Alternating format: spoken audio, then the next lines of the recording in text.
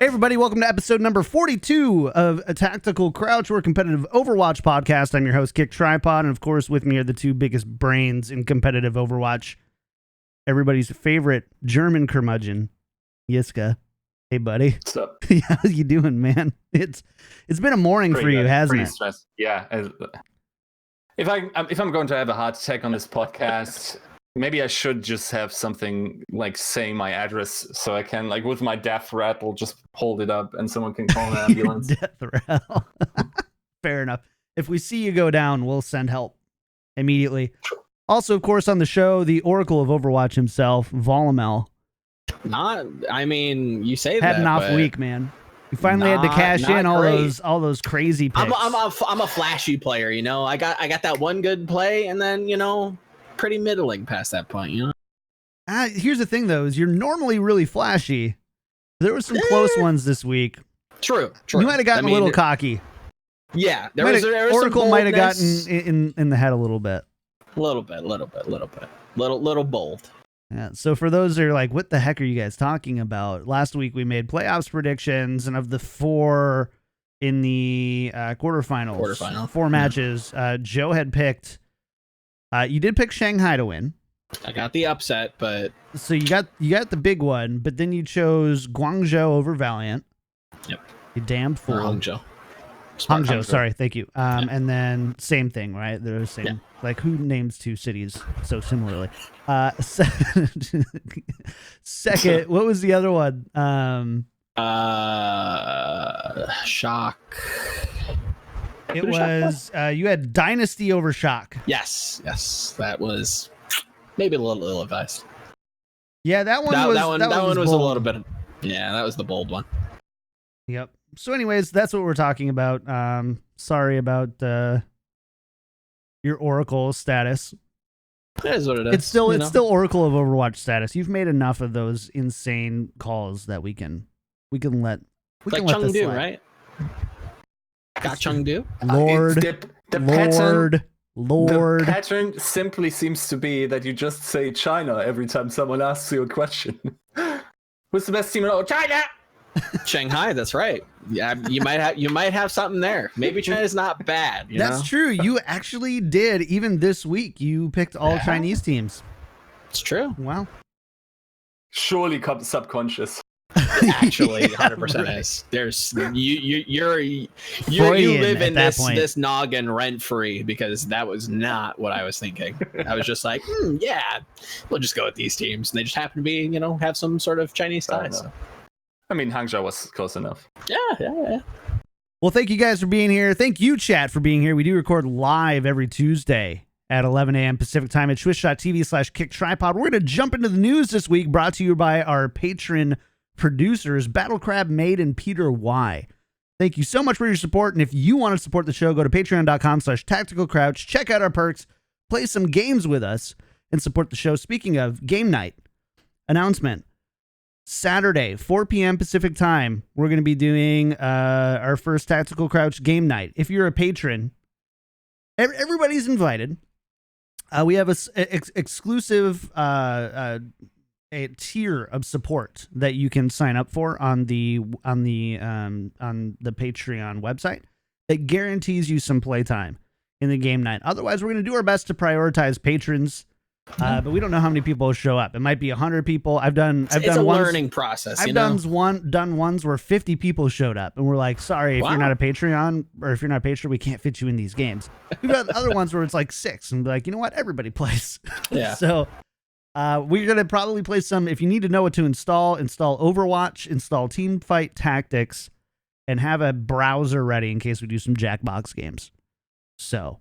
That's it. And maybe get some alcohol. There mayhaps will be partaking in some adult beverages.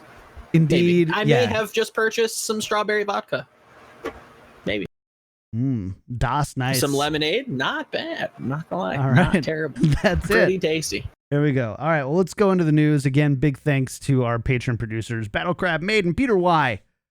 All right, Overwatch League 2020 season format has been announced. Just this morning, the Overwatch League announced some of the plans for the third season of Overwatch League, So here's what we know so far. The league is going to be broken up into 2 conferences and 2 divisions in each conference.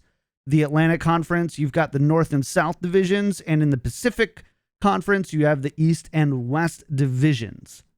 Similar to Season 2, there will be 28 matches over 52 homestands. That makes sense. So 52 homestands every week. But there will no longer be stages. We'll come to that in a second. To accommodate traveling, there will be matches every week from when the season starts in February to when it goes to its conclusion in August. Every team will host a minimum of 2 homestand weekends, with some teams hosting up to 5. Right now, we know that the Justice, Guangzhou, and Dallas will be hosting 5 next season. We don't know who is going to be hosting 5 from the North Division, or if we'll have some sort of combo from there. We have 3 homestands that are unaccounted for right now. So before we get started, I did, just want to have a moment before we go too deep into this. Stage playoffs. What an amazing concept.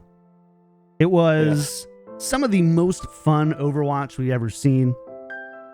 We saw the Houston Outlaws in Stage 1 go to the stage playoffs in Season 1. And man, were people excited about that one. We saw NYXL lose multiple stage playoffs over and over again. And just this past weekend, we saw the 0-40 Shanghai Dragons turn their season around, go in to the stage playoffs. Not only did they qualify, they beat the 3 toughest teams in Overwatch that we've ever seen. It's going to be a tough one, losing our stage playoffs here. Moment of silence. Moment of sadness. Bring back Nate Nanzer. Bring back stage playoffs. That's all I got. That's all I got. That was good. You ended that on a high. Rest in peace. I should have wrote a script or something for that. Pour one out for your boy. Stage playoffs. We did get some tears in the chat though, so that's all right. Stage playoffs no longer a thing. In order to accommodate in travel schedules.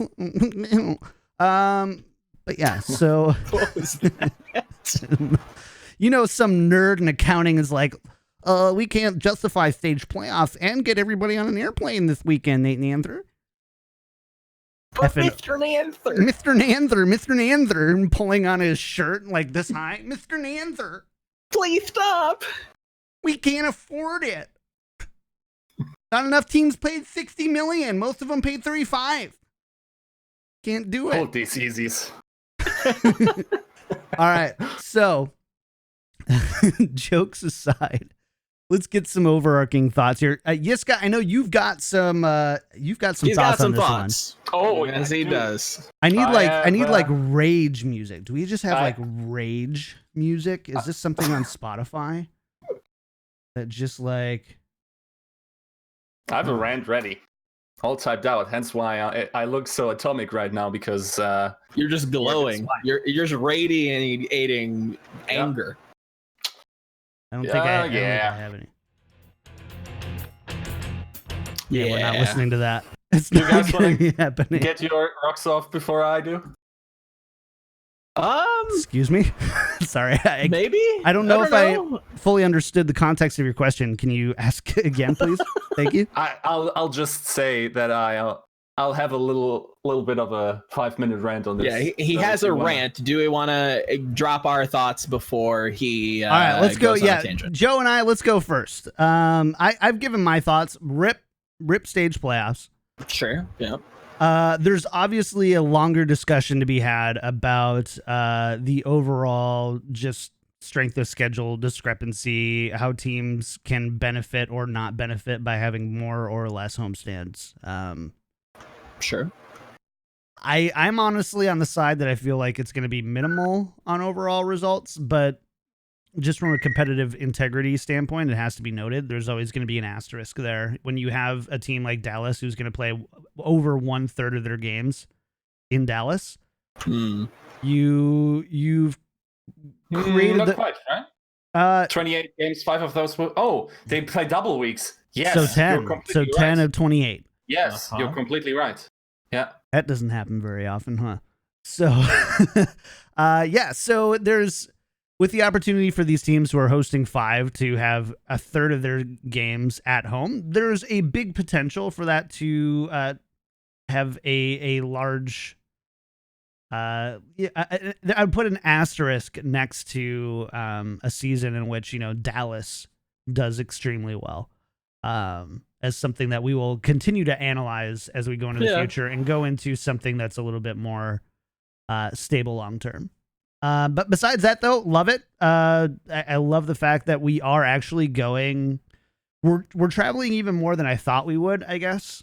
Yeah. Originally, I heard some rumors that there was like the opportunity for teams to like spend half stages at like different cities and stuff, and it kind of basically just made it like you're almost moving 5 little Burbanks around twice a month or once a month, and that wasn't super exciting. So this is great.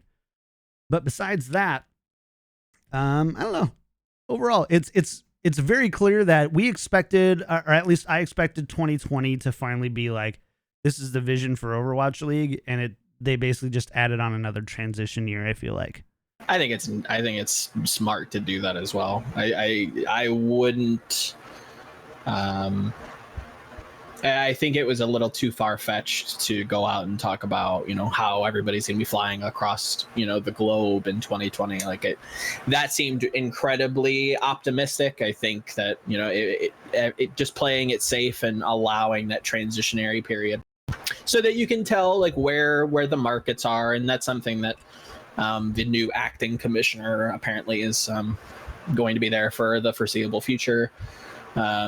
Has gone out and said publicly, like they're trying to gauge exactly where things are happening, how important this is to people in those markets. But all in all, I'm not too bothered by it myself. Yes, stage playoffs leaving is a little bit disappointing. It kind of dwindles down some interesting and more competitive matches, which is something that obviously I like quite a lot. Do I wish that they could maybe do something with All-Stars, make it more of like a mid-seasonal tournament? Okay. Yeah, I think that'd be really cool. Be interesting. Can I just jump in with information that is not currently publicly available? They're looking to do that. They are strongly looking at making mid-season more than an All-Stars event. That would be like fantastic. Gauntlet 2.0? Maybe. I don't know. They didn't okay. In the aftermath of me getting upset today, some people came forward and said, calm down. It is pretty bad, but it's not as bad. Here, have this beta blocker if you want. And they dropped me that. Is that what you're calling it? A beta blocker? Okay, yeah. That piece of knowledge that they are strongly considering. Fantastic. If there's any Blizz cops out there, go for it. I think that would be fantastic. I think would be good. So from what I heard from you, Yiska, is that you want, or Joe, you want All-Stars to matter more, and Yiska, you're saying that there's something in the works to make All-Stars matter more? Possibly. Yeah. So for instance, in League of Legends, they have this mid-season invitational where they invite the best teams from all the regions, and then it therefore matters later on towards Worlds, right? Yes, Isn't it? I think it affects the seedings. It affects the slots. Very similar to Gauntlet, like you mentioned. They don't necessarily have to tie it into the seasonal finals. I think just having a break where we can kind of fully gauge some of the top teams and how they might compete against one another. Just having like another competition to really be able to rally around and celebrate would be cool. I don't even necessarily think it has to matter a whole hell of a lot, but just having something where everybody gets together and plays, the best teams get to play each other, that would be what I'd be after. If you can make it matter more, I think that heavily affects the narratives and it makes people want to watch, and it builds those storylines, which I think are super important. So yeah, if they could do that, that'd be great. I think just bare bones, just having like a stage playoffs in theory happen in the midseason would be great for me. But if you can make it matter more and add drama to it, by all means, definitely go for it. All right. Well, you heard it here first. All right. Ready to Yiska, are you stretched out? Are you ready to go here, man? I'm going more relaxed than I was. No, you're gonna get fired up. We all know. Do I need to play some like? Let's go, champ. Okay. So let me start off this rant by saying that it's ironic that I was like last year, but in the off season, I forget if it was an overture or an oversight where I talked with Monty about the importance of making stage playoffs more important, not less. Right? Yeah. So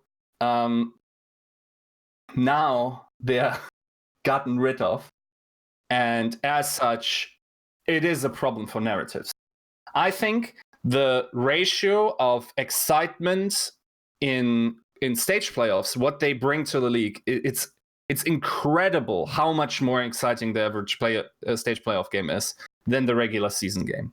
And to not have these high points across the calendar year is a problem for Overwatch, because we're threatening to drop into that territory of being a TI-like scene, even Dota has the majors, right? They still set high points in this year. It is a problem when everything only counts towards the playoffs. It might work in traditional sports. I'm not convinced that is that millennial and our esports audience is made for this. I think they will just move on to another game if we don't have these high points. Of course, now less of a problem, or still a problem, much less of a problem with if there was a mid-season event, right? Which I'm actively also going to advocate for. I would say just think of the narratives that we would have lost this season. There is literally no rivalry between Shock and Valiant. Yeah. It wouldn't happen. We haven't seen them play each other in meaningful situations yet. We're going to see them at the end of the season in terms of regular season play. We don't know if that will even be representative of the actual power levels with the 2-2-2 lock coming in. So, no, we wouldn't have had Shock versus Titans as one of the guiding narratives this season. We would have probably thought of NYXL. We are under the problematic power level mumbo limbo situations of the divisions, now conferences. This will be just as bad as it is this season.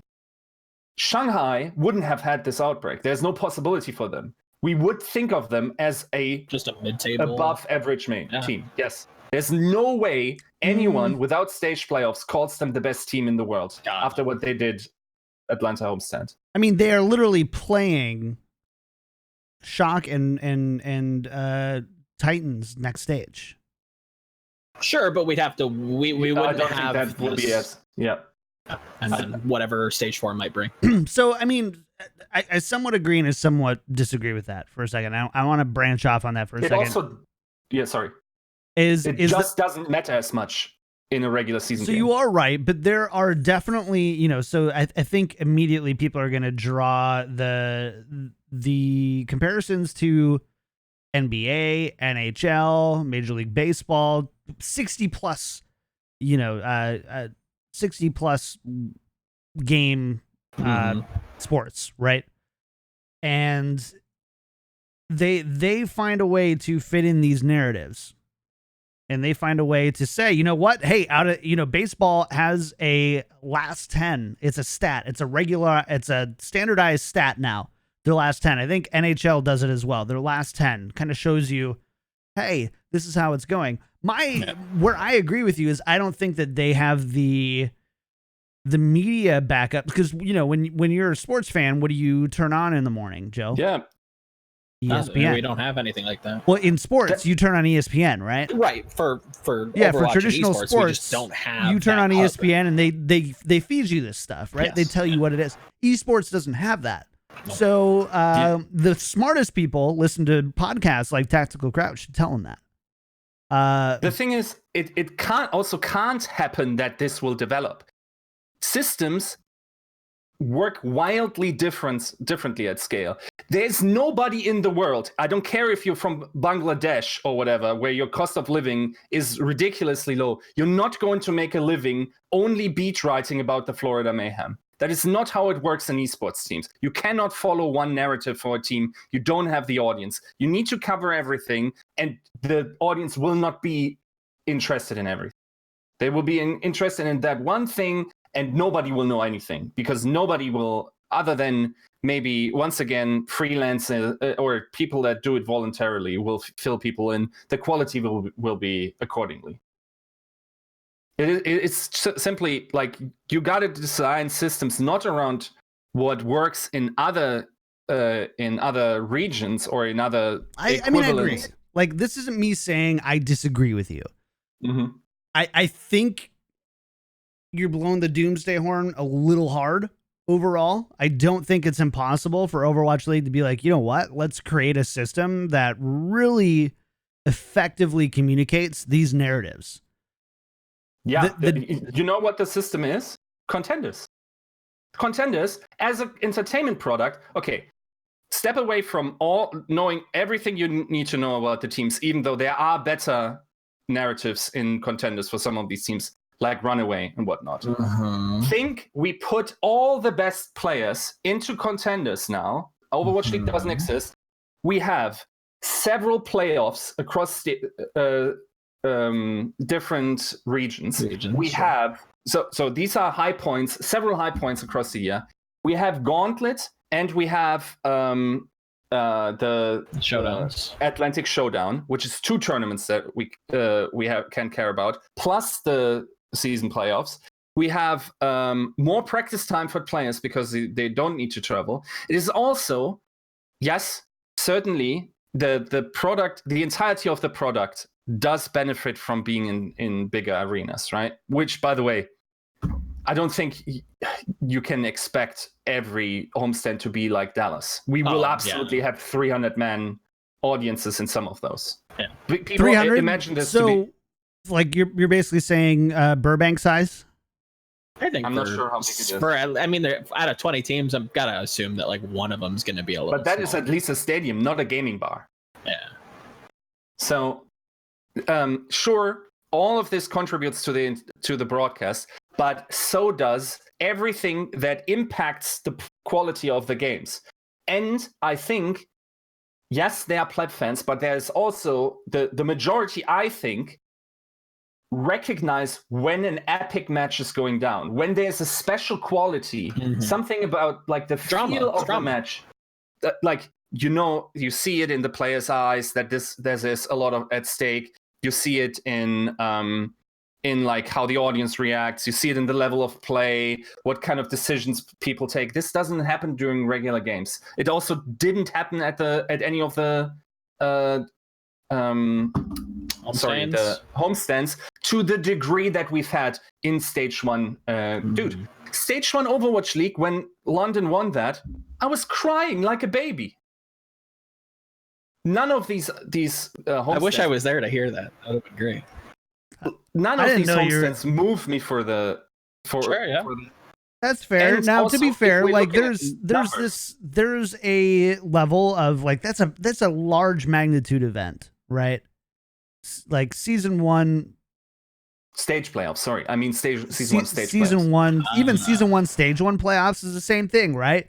We as Overwatch content creators had been grinding it out in these like little tournament things for however many years, and in whatever capacity we were doing by then. It was a big deal. It was a realization that the game that we love is now creating a league that is creating these powerful narratives. I'm not saying that your emotions weren't, well placed, because they totally were, but I don't know if we'll ever get a season 1 stage 1 type feeling, and I'm sure a lot of people felt the same way when, NYXL won their stage, or Boston had their perfect stage, or whatever. Yeah. Like, there's going to be, I think, those moments. I think that's kind of what you hope for in a league, is that you can kind of manufacture these really powerful moments to hopefully bring passionate fans to tears. Like I think that's the goal, right? Is giving people an emotional, visceral reaction to whatever you're putting up on the screen. And when people cry about video games, money is made. That's all I've got to say. My solution here is to just allow YouTubers initially to do reaction videos on them, and then DMCA take down them, so the Overwatch League can financially benefit from them. What are we talking about? The reaction of the fans, it always triggers me so much when it's in the middle of a big play. Like, for instance, a Widowmaker is grappling up and Carpe is setting up for like a double ding headshot or something, and I look how someone perceives it in the audience because the director cuts to that. You don't understand sports, mate. You completely missed the point.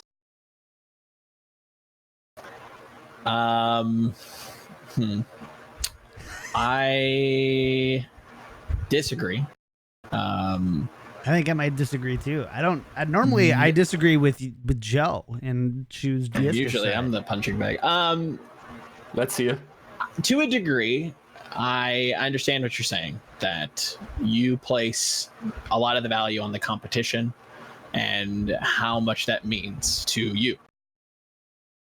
I think you're in the vast minority. I don't think people generally think like that. I think a lot of people do tend to gravitate towards and are more... So what's why the word? They can stage playoffs still have vastly bigger viewership than the homestands? I need to go back and look, but I didn't see stage championships crack 105.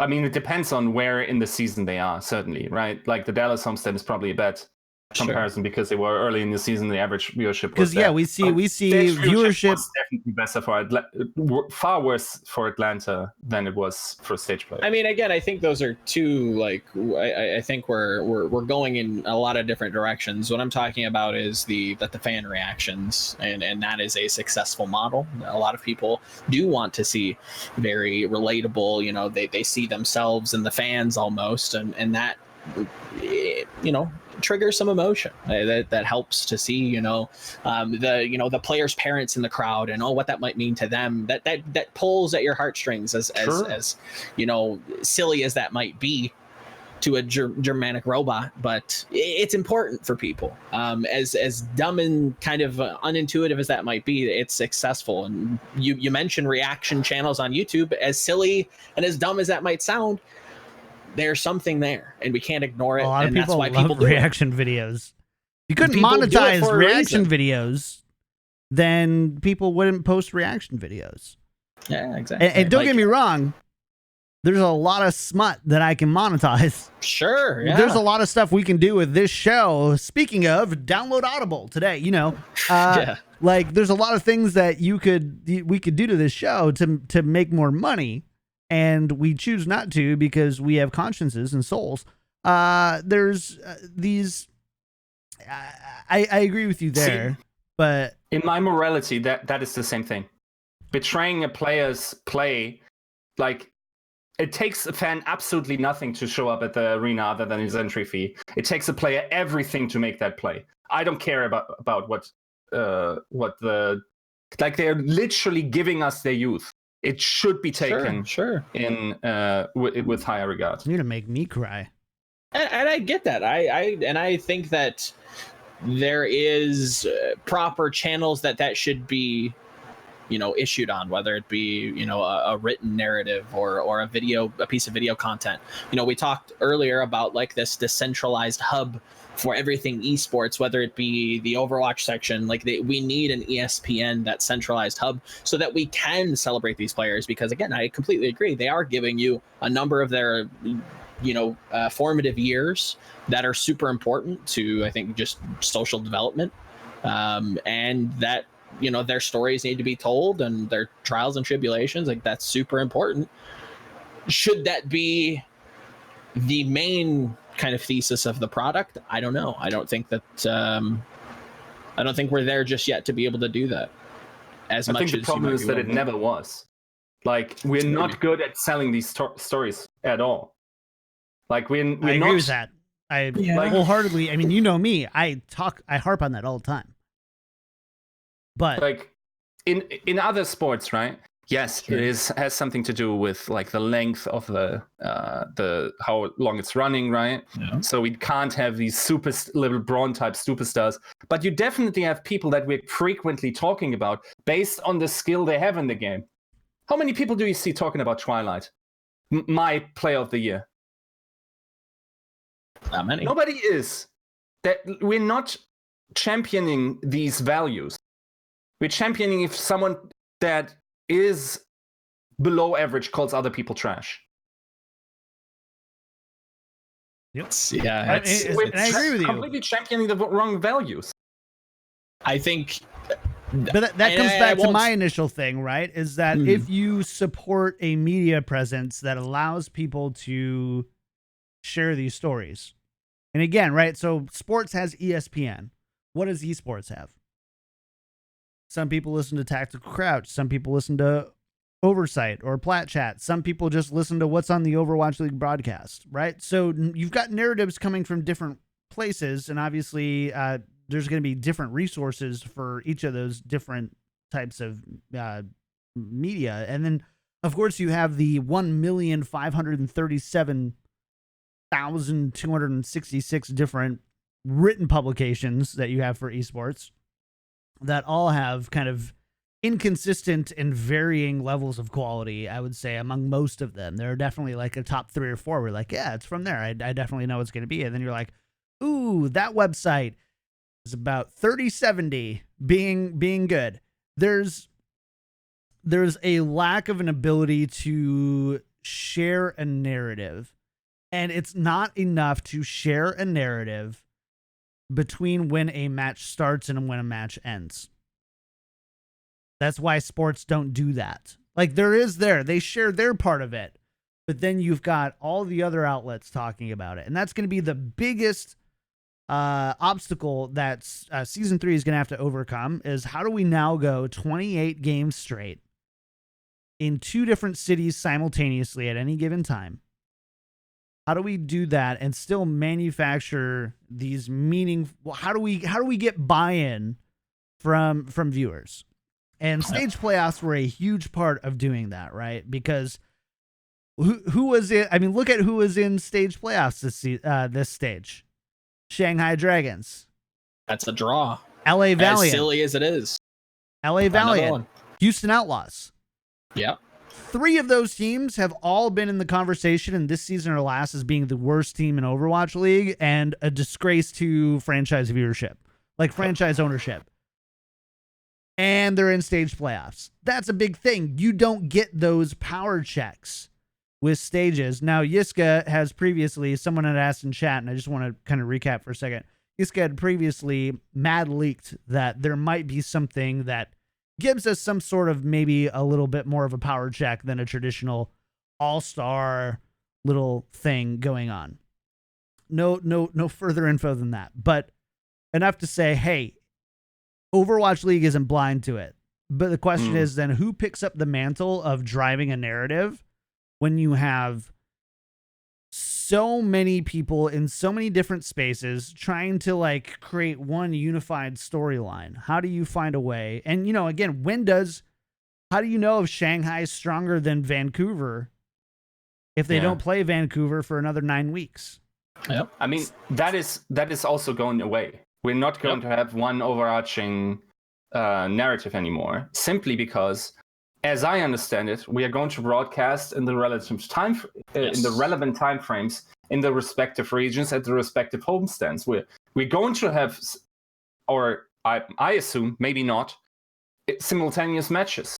We're going to have matches that nobody that doesn't do this full time will be able to watch in its entirety. That's just called living in Europe, though, isn't it?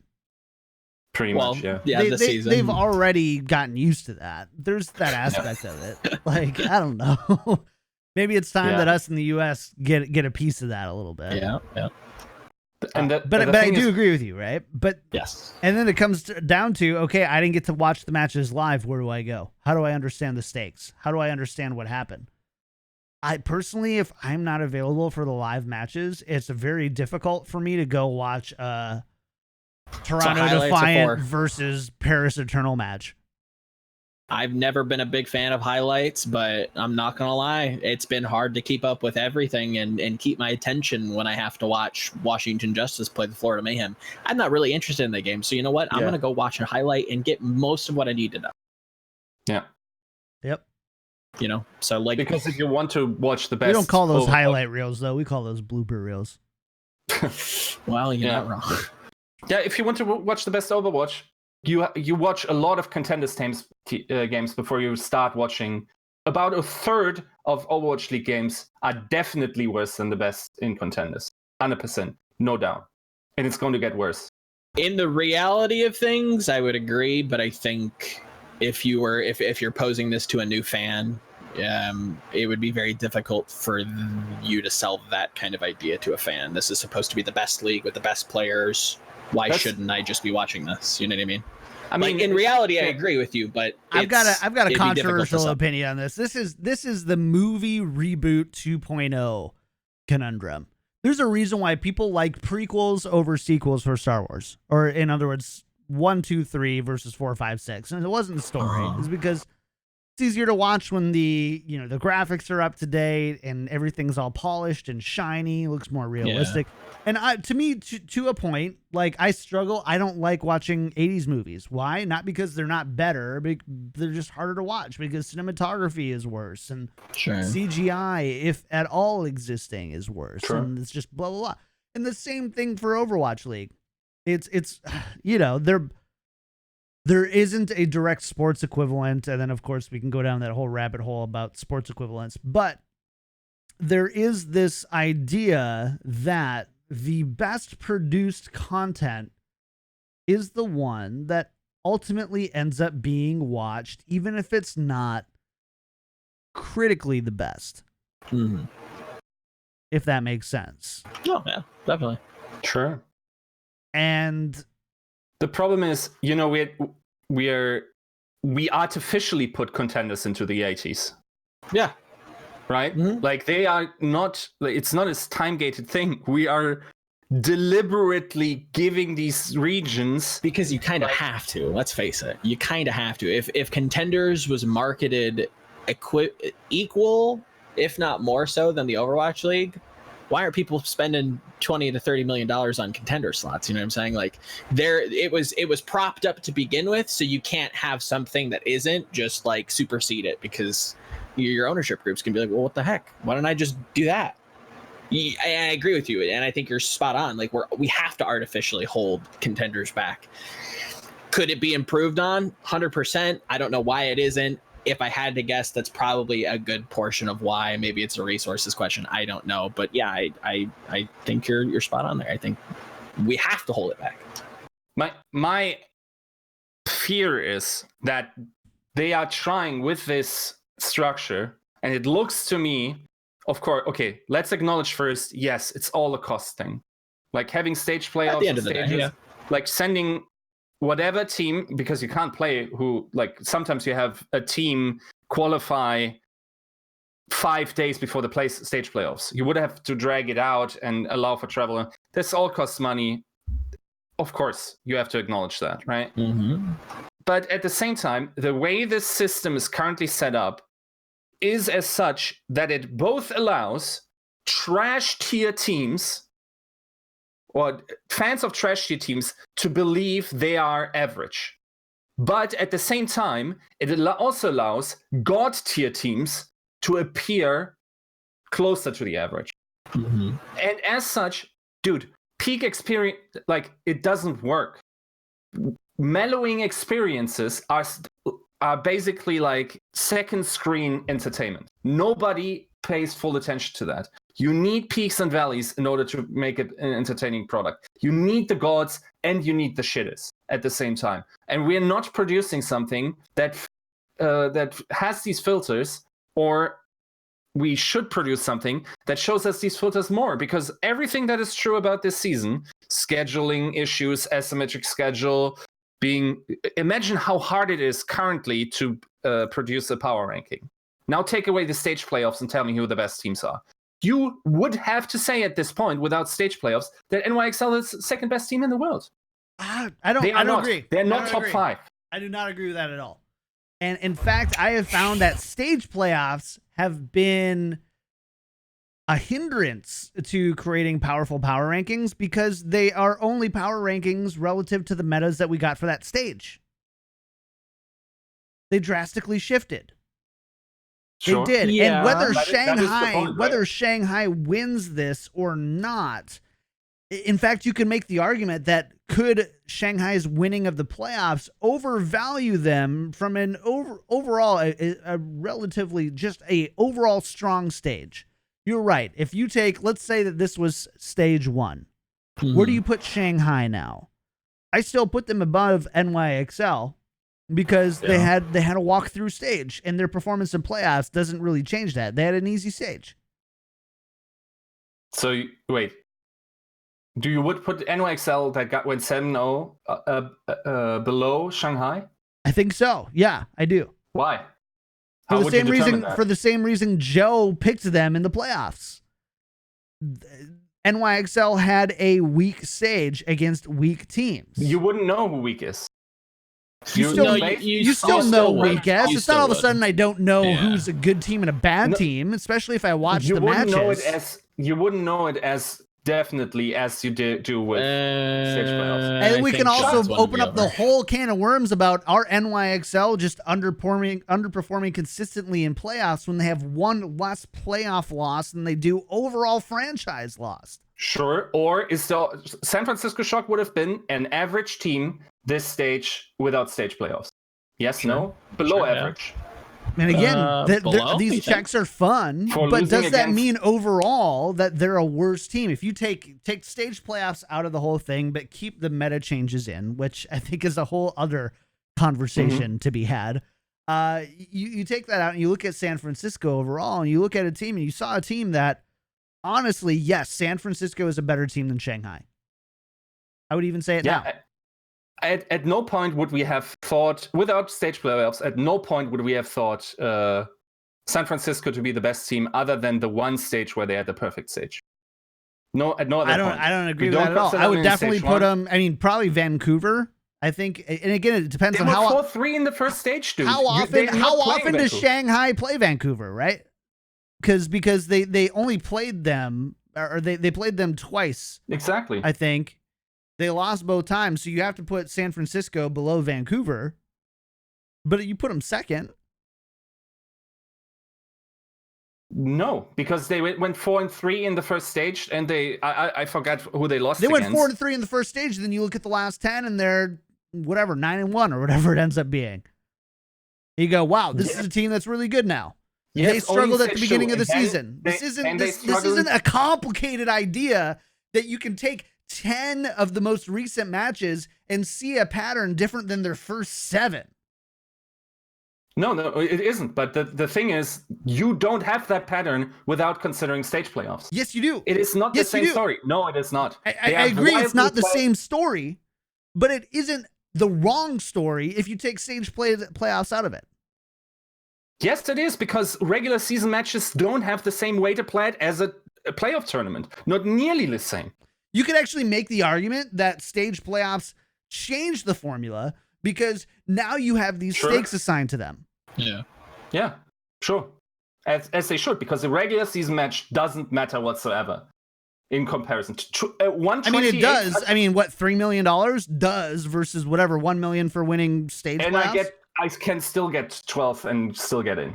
It's as meaningless as it is in Contenders because the top 6 get in. I think calling it meaningless is offensive to both the players and the coaches who spend a ton of time trying to win those games. Boring. It's just as boring. Boring as a spectator, boring as a writer, boring as a journalist. I totally get that, but as a player and as a coach, I don't agree at all.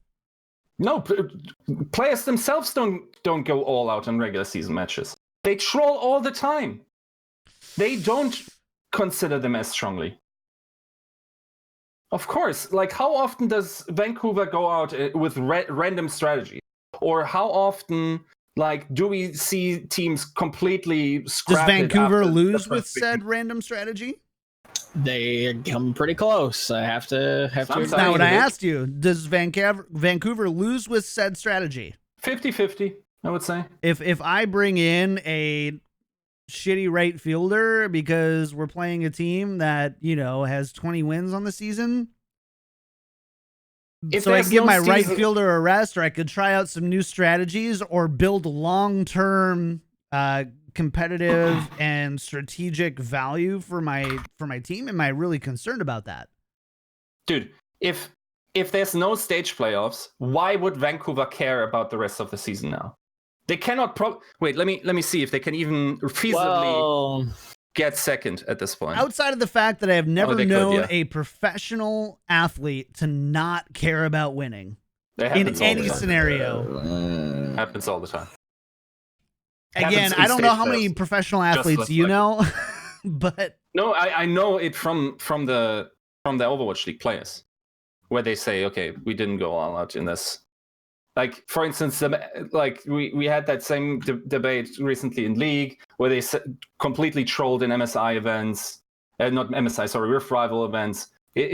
Dude, nobody has the hunger to take it completely seriously. We had that same discussion last year. Completely seriously, there's a difference between taking it completely seriously and going, you know what, I gave 85% because I didn't want to roll an ankle against the Shanghai Dragons in season 1. Yeah, but that shouldn't theoretically happen in these playoff series. At least, let's say in the top 4 every time. Let's talk about profit, man. How's his wrist doing, bro?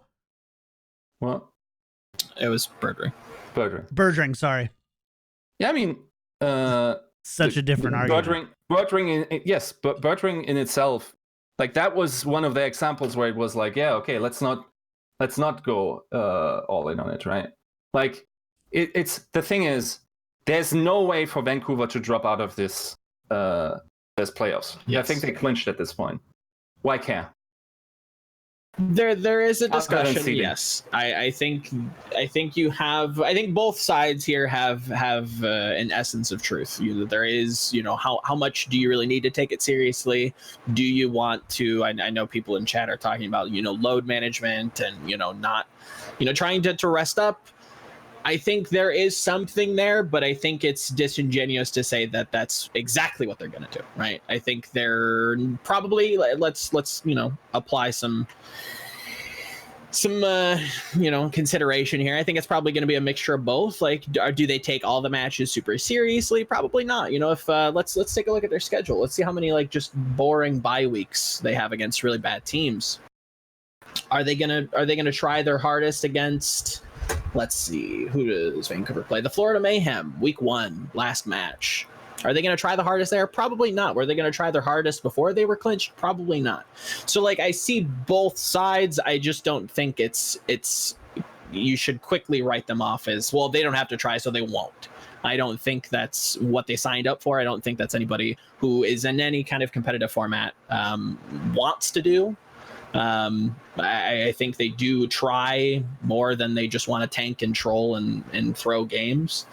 But I see what you're saying for the most part. And I'm not saying that teams don't bring their best games to what matter, or players don't bring their best games to games that matter or have things on the line. I don't think that players have the same sense. I mean, it's the same thing, right? Yiska, you're a journalist, right? This is the equivalent of, you've got to spit some news this week versus you just got some hot leaks, right? Like, what? that is actually terrible, because it's literally 10% to 150% for me. I don't mellow in the middle. Like, I either go hard or I go home. Okay, but athletes, professional athletes, I think so do too. not. I just I find, so for me, I'm different when stuff matters. I was the king in high school of finding the minimum amount of what does it take to get a B, and then I can do all my other stuff. But then the stuff that matters, SATs, whatever kind of stuff, I went all the way in on them. But everything else, B plus, easy. I could usually squeeze it into an A- with minimal, there's diminishing return. There's diminishing return effort, right? Of course. Yeah. So I don't want to go, and it's funny, I put out a straw poll with where people stand, and they're split 50-50 on where Yiska and I are right now. I personally believe that there is a world in which, yes, there's stage playoffs are super valuable in taking a snapshot of power levels in a moment. Yep. And I agree that, but I don't agree that stage playoff results actually mean anything else to additional stage playoffs or overall season playoffs. And I think that we have seen from stage 3 playoffs, look at half of the teams. They weren't in previous stage playoffs. Mm-hmm. Yeah. But if I had to now ask you who's most likely to make season playoffs, is it? I'll even give you an easy one. Let's say, who was Seoul or Give me Shanghai, London? Because London was in stage 1. Well, because honestly, I don't know. Shanghai or Shanghai is London. a great example, right? We've got 2-2-2 lock in right now. Shanghai is obviously known for their triple DPS with Hammond, and they're not going to be able to run that anymore. How does that affect their power levels? And I would say it's probably worse overall, but probably just with the overall quality of this. And there's still a playoff team for stage 4. Well, there's not stage 4 playoffs, I guess, but they would still be if there was a stage 4 playoffs, Shanghai would still be a playoff team. Because you automatically need to account for those changes, right? And there's not this level of like, okay, but give me my actual hard evidence of throwing Shanghai into the thing and then making them play against these other teams. That has a ton of value. I don't disagree at all. But I think it undermines overall the competitive integrity of the players and the teams. I think it doesn't totally account for the fact that, you know what, we're maybe not all as smart as Yiska, but we're not idiots. I don't know that. If somebody says, hey, over the past 7 games, the Shanghai Dragons have beat the the Vancouver Titans and the New York Excelsior and the San Francisco Shock. You don't just ignore that because, well, I haven't seen them in a head-to-head playoff moment. That's the thing. We are going to have less of these marquee matchups. We are, and I agree. I agree, and it's not just once, right? It's 2 in some in of conference, 1 out of watch. conference, right? Yeah. So you play every Depends team on twice who's good, in your but conference and 1 every outside of your conference. I believe if I've done the math correctly. So from that perspective, sure, there are teams like NYXL who are in the Atlantic Conference who will never play Vancouver, or they'll play Vancouver once, right? And how do you ever know that? And totally, I get it. And I like stage playoffs. I played the Sounder and gave the monologue, man. Like, yeah, I'm all for it. But I don't think that doesn't mean that all of a sudden it's impossible to know which teams are good and which teams are bad. In fact, I think it makes for more interesting discussions of what makes teams good or bad in those moments, because you don't just get a 5-week power check and be like, oh, well, that settles that. San Francisco is worse than Shanghai. Done. Like, no. Overall for the season, San Francisco is not worse than Shanghai. Right now, in this moment, San Francisco is worse than Shanghai, and you can make that argument because they just beat the 3 best teams historically in Overwatch League. But that all of a sudden doesn't go, okay, yeah, Shanghai 1, SF 2, of course, Vancouver 3, NYXL 4, or whatever, or NYXL 5 or 6. I think it just makes a much more interesting and nuanced discussion, which hopefully keeps podcasts like ours listening to. It definitely creates a longer cliffhanger, like you said. I think you're pretty on the head there with the 5-week power checks, and there is going to be a little bit more. People are going to have more questions because they're not always just answered repeatedly with these stage playoffs. Overall, I do think that somehow Blizzard is going to have to figure out how to entice people, whether that be with revamping Watchpoint, increasing their content influx, just building more of these, side shoulder content, whatever you want to call them, there's ways to make up for that lost ground. They just have to actually do that. We'll have to see what happens. I'm sure from what you said, Yiska, that they might be looking at something in the midseason and what's All Stars to make it more impactful. It sounds like they understand that this is a problem. They've already identified it. And they're looking for ways to remedy it to try and create something that's going to fill that void. So again, I think criticism is warranted, but again, it's not necessarily doom and gloom. Yeah, I mean, I think if they look at their stage playoffs, and with the exception possibly of stage 2, with exceptional playoffs so far, right? Yeah, 100%. Even the Titans, San Fran, Cisco Shock, second stage, the repeat. Yes, it wasn't the closest final, but at the same time, it was still a whole nother storyline. Yeah, and we kind of crowned them on there. And dude, the problem, I agree, it's also exacerbated by this natural freak occurrence that the two divisions are so ridiculously differently strong, right? Like it's unreal. It's the worst state you could have possibly imagined at this time. The second best team in the Atlantic division, is it Atlantic or Pacific? Is Houston Outlaws. Yeah, Atlantic, right? Is that true? Yeah. In the new system or this one? Or does it change? I don't know.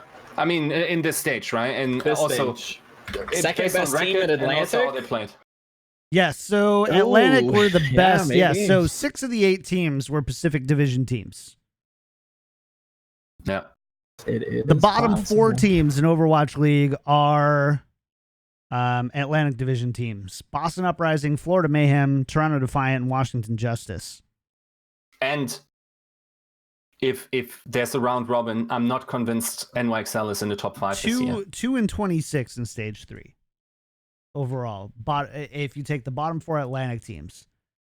I mean, it's at the extreme, but if something like this happens next year, we're going to have completely warped ideas of how strong teams are. And we called this. Now, but this is the problem, right? So Overwatch League is predicated on a geographic based philosophy, right? Which means that and you get this to an extent in sports, right? In traditional sports where you have I don't know what it's like now. I haven't watched baseball in a while, but it used to be for a while. I have to take your word for it. East Coast baseball teams were largely considered stronger than Midwestern teams, and while the Minnesota Twins would defeat, or go to the the playoffs or wild card spots or whatever that they could grab in that year, once it came to playing against one of those East Coast teams, they generally just didn't quite cut it. You've got that same concept here in the sense that you have because you have chosen to do these geographic based divisions, right? Divisions, right? So you have conferences. Yeah, we know what you mean. We know what you mean. Because they changed it, right? Because they have divisions now, and conferences. Yeah, conferences become divisions, and divisions become conferences, and it's just weird. Anyways, I don't know. I appreciate your Metal Thorn.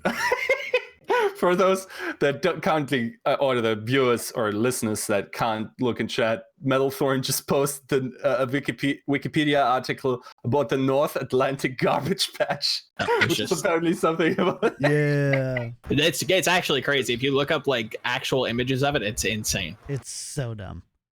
Man. Anyways, that needs to be an article at some point. There's clearly a power level difference, and honestly, it's difficult to see a world in which you don't have and that's on. So first of all, it doesn't really matter so much for playoffs, right? When only the top seeds in each division actually get direct these plays.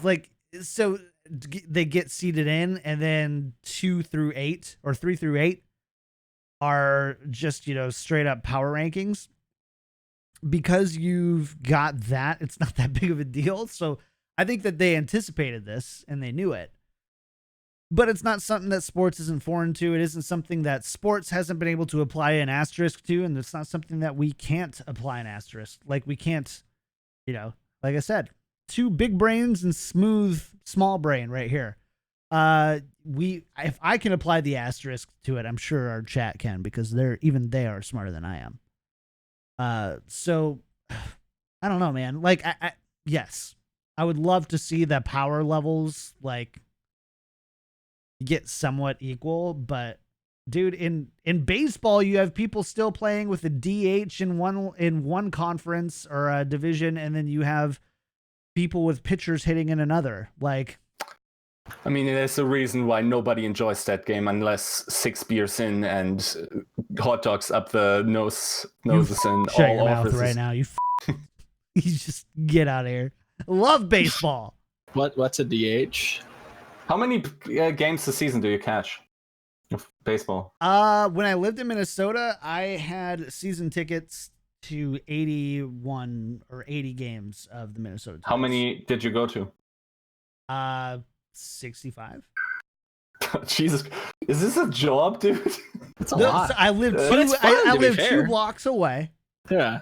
I lived 2 blocks away. The food was cheaper than door dashing in. Mhm. Like, once you're a season And you've already ticket got the holder, tickets. You might as well go. You just you get know, out. and the ones It's I don't fun. want, I just go scalp and makes a little money off of them. It's Yeah, not there you go. that big of a deal. I loved baseball when I was in Minnesota, but now I have to go. The closest stadium to me is Oakland, which is like literally just like a giant took a big crap of concrete. It's no joke. Go watch Moneyball. It's the worst stadium, and I'm not going there. And Metrodome wasn't much better, but at least they had really good food prices and a team that would win. Anyways. Yeah, Oakland Stadium. Even chat knows. Even a bunch of these eSports fans knows how bad Oakland Stadium is. We've all seen Moneyball. I'm just saying. Anyways, but again, right? I'm a Minnesota super fan, Yiska. I am a Minnesota super fan. Yeah, he's probably the wrong person to ask about, sports questions, because he'll just show up because he's part of the tribe. Do they have Minnesota in their name? I'm there. He's there, exactly. Dude, I'm fine here. I have the best window in the best seats in esports are right here, dude. This one, where I'm sitting. How many? That's the thing. Like, it has its pros and cons, but it's different, and it's different because you were just at the Atlantic show. Yeah. Yes, how but many I enjoyed tier that 1 because esports events have you been to in Overwatch? in Overwatch, Ooh. yeah, that's a toughie. Only the Gamescom one. And Because that I've been to every Takeover. BlizzCon since Overwatch came out, Sure. and you're right. The games were very Not great. uninspiring, but being there in that arena, in that bowl with whatever 8,000 other people, incredible. Yeah, I mean, It's incredible. It's incredible. I can't debate with you guys. I'm absolutely cognizant that I'm an anomaly. Yeah. I've never once in my life enjoyed a concert. Never once could. I'm always annoyed by the other people. I could have told you that. You Yeah. could have asked me, John, So do I it's enjoy a impossible concert? for me I to would go, enjoy. no. Go back to Atlantic Showdown. Why did you enjoy that event so much? Because I got to interact with people that enjoyed my content. Yep. If I was a nobody, I wouldn't care. So just purely so you're a narcissistic reasons. narcissist. Yeah. Got it. I'm glad Because we people cleared that up. recognized me. No, I mean, it's also interesting to see who does. Sure, That of is course. Yeah, that's Because you always have a fun. better idea. Because one technique I use when I write or do content is just like, okay, I'm imagining someone. Before Atlantic Showdown, it was my university professor. After that, it was a blue-colored gnome with social anxiety. So my content changed accordingly. I love you. You are I a love that you're on this show. interesting with me. little man. Yiska, if you could take like a pendulum of like 2 people, I'm on one side and you're on the other. Like, and that's why we get. You're the That's guy why we that get along. dies in a stampede. What's that? And you're the guy that dies in a stampede. So at some point, while I sit at home, Dude, eating I am not Cheetos Mufasa. and die You're of a heart Mufasa. attack. I am not Mufasa. I'm definitely Scar, dude. I'm definitely Scar. This is true. Okay. Wow, this took a dark turn. Anyways, that's what we know about season 3 of Overwatch League. Normally, I don't speak my opinion this much on the show, so don't worry. You'll be off the next couple weeks. You won't have to listen to me talk so much. All right, let's talk about. I mean, it was good. I enjoyed it. That was. You stop it. You stop it. Let's talk about some changes happening in Overwatch League. Stellar. Some roster moves. Some roster moves. Stellar joining Uprising, the first player to retire and come back and play in Overwatch League. Now, we had a few, like XQC was one, Mistakes is another, Numlocked, I think, technically retired and now is back as well. I don't know. I'm not sure. But I know for sure. So teams, I guess, did he retire or was he just like booted? I don't know. Anyways, it's a pretty rare. We definitely haven't had a situation in which a player retired, did their own thing, found themselves, went on a few cruises, came back and says, I'm ready for Overwatch League with the Boston Uprising. And that's going to be stellar. Joe, thoughts on this one? Okay. Great. It's another one of those value pickups that Boston do so well. It's interesting to see what these contracts might look like because, from my understanding, there's usually non-competes in there. So does this mean that Defiant waived that issue? Are they not going to pursue it? Do they just not care? What's that about? That's kind of interesting. I don't know if you saw, but I actually confirmed with sources that Stella there had to be a buyout fee paid by. Interesting. Yeah. Okay. Because basically what happens is these players have retirement clauses in their contracts because you don't want to keep them there if they don't want to. So what happens is if a player has a retirement clause, I haven't seen a contract without one. I assume it's Overwatch League standard. The player can say, I don't want to play this season anymore. He retires. The contract is frozen, meaning no further payments or anything else, any monetary things like rent or whatever has to be paid by the team afterwards. But the contract is then frozen until the end of the contract length. So if you're a 1+ player, then can they still pull? I guess to quickly ask, does that are the teams still allowed to then trigger like a plus on the contract if they so chose to?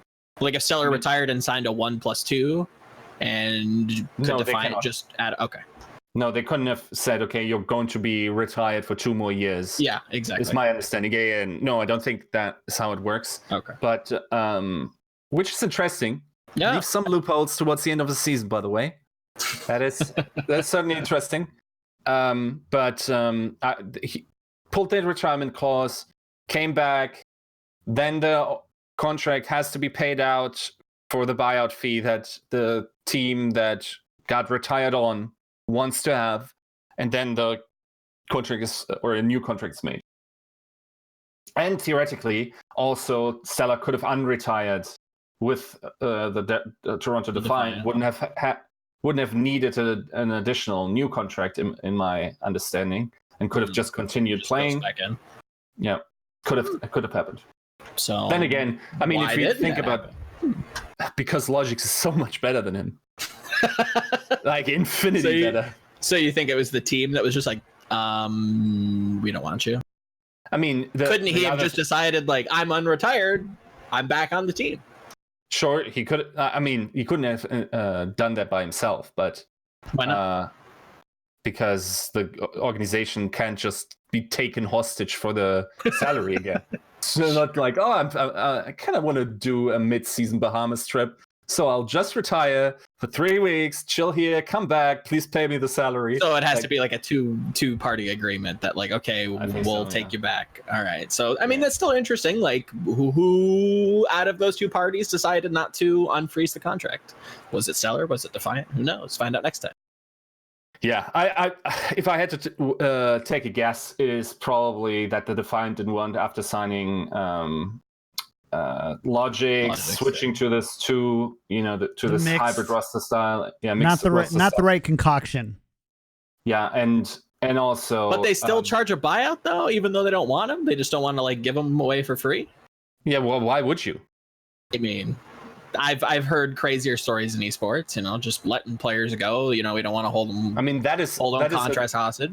Yeah, that is it's business. I get it, but it's a perennial China move where players like Uzi, that it's just a thing that apparently with contract structure in China you always get out. It doesn't work like that in Overwatch League, and I think also if we look at the history of Toronto Defiance and how they moved in the market, it's fair to say that they probably just didn't have the budget to sign on another DPS tracer specialist on top of Logic's, right? Sure. Yeah, I think that roster overall, like with 10 players, yes, they haven't maxed out their slots. I honestly have no inside information, but it seems to me like it could be that they also maxed out their budget. Might make sense. Yeah, so I don't know. That opens up a whole can of worms. So I had to step away for a second. Yiska, are you saying that there's no additional clauses based on the contract that Toronto had with Stellar and his ability to go to Boston? No. Like basically what happened, to summarize for you, is just like he retired, pulled his retirement clause, contract froze, doesn't have to pay or doesn't get a salary. As soon as Jan retires, because the retirement clause stands for the remainder of the contract is then as if active in trade. Got it. So Boston had to basically purchase the rest of the contract. Definitely had to, yes. And all that kind of stuff. That makes perfect sense. Chat. Yeah. Okay, I thought I missed something because I see chat freaking out about like players should have to retire forever and all. Yeah, I think they're mutually exclusive. I think they're saying the contract should be different. And keep in mind, retirement is a little bit different term than in sports than what your grandma did when she was 65. So yeah. Also, imagine wanting players to never unretire after seeing what Jordan did. Good point. Didn't I mean this could seriously harm some sort of sports ball credibility, but didn't like Peyton Manning retire like 3 or 4 times and just come back and just is a stud? Nope, Brett Favre did though. That's the one. Dang it. Yeah. The meat best Minnesota the best Minnesota Viking troll ever, plays for the Packers, leads us to a championship only to throw interceptions in the last minutes. And okay, I don't want to talk about it anymore. That's it. The show's done. Well, we got one more. No, we're done. I can't talk about it anymore. You brought up Brett Favre. I did. I'm sorry. We've got a bunch more. So Justice, Ad, Elevote, and Welsish, which Yiska hasn't even heard of these players, and Joe is unenthused. Yeah. Excuse me? Okay. That was right out of the Reddit comments on.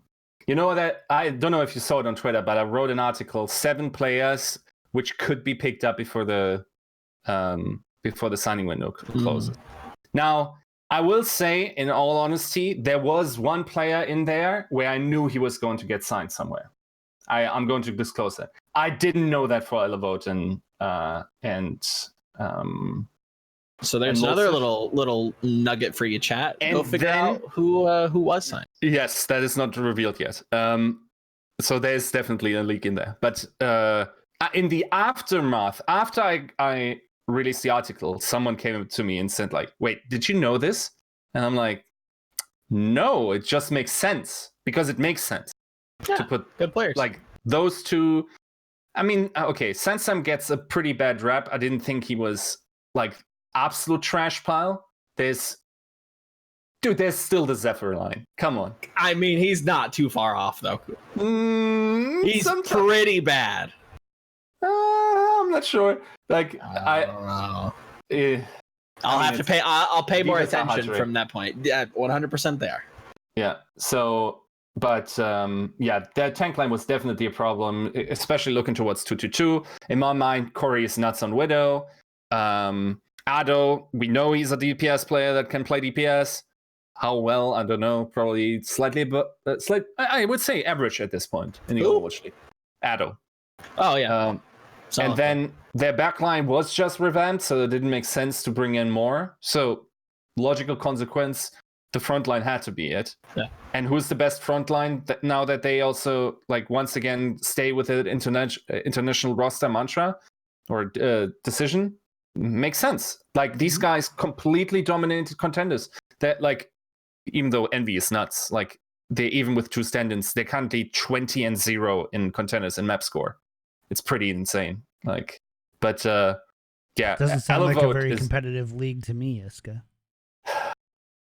Like the Overwatch League with San Francisco Shock. I agree. So fair. So I do think those pickups are actually quite smart. Also, shout out to Reinforce. He called Lulsish being an up-and-comer 2 years ago in an interview with me. That was nuts, dude. He just went, okay, is there a main tank player that we should look out for? Swedish Lulsish. And just called it that he was going to pop off. And then he was still in Vivi's Adventures, dude. How comical is that? And then it's also kind of cool that the story of Alavode and Lulsish played in Angry Titans for the longest time as a frontline duo. How valuable frontline duos are as such. We can talk about that another time. And then they divided briefly, met at the Atlantic Showdown on opposing teams, reunited on Envy, and now together go to Overwatch League. Cool storyline, dude. Yeah. So I do have to ask you then. So the Washington Stage 4 is interesting. Going through these right now, there's Paris, Houston, Boston, Mayhem, and Toronto. Is that the rest of their season schedule that you just read? I thought that's 5, right? bottom. So there's 7. Yeah, that's 5 of their 7 teams. They play Vancouver, I believe, as well. That's kind of doable in a new, reported landscape. So is this a team where we see? Hey, do we see Justice going to? That's playoffs? a team that would have made playoffs. No, that's a team that's 4-3 at least, right? Yeah, but there are no Stage 4 playoffs. We had our last stage playoffs. True. Do we just Everybody just get a drop? Uh-oh. F5 Twitter. Yeah. What? Wow. I think we may have Did we get the 2-2 now? No. Okay. Somebody's saying something in chat, and I'm looking. I don't see it though. Post it, chat. Yeah, we're doing a show. We're entertaining right now. I can't be watching Twitter. I don't see anything, so maybe it was a debate. You got me, chat. Yeah. Great so job. Justice are limited from the season playoffs already. We knew that, but wait. Oh, okay. Now I understand what you meant because he considered that from my article. Okay. Yeah. I got him, guys. I got him, guys. This week I got him again. I sat quietly resting on my laurels of last time, and then this week I got him again. Someone in a thread of content I posted had a debated link, and it was something about Stellar, and it was actually contextually about Stellar unretiring, and I just linked it to him without comment. He clicked it, and the reaction was oh so sweet. It was just like, why are you like this? That's my reaction every time. Yep. Oh, Pretty much. Pretty much. All right. So anyways, stage 4 playoffs aren't a thing, but is this a stage that if there were stage 4 playoffs, we would see the Justice there? It's a possibility. That's the wow. What a hot take, Joe. It's hard for me. I want to say yes. I want to say yes, but the fact that they've taken this long, and they still, I wouldn't be surprised if they still just play Giannis. They just don't want to stop playing with him. They've already sunk a ton of time into him, and the new players just don't play at all. Okay. How do I soft leak this?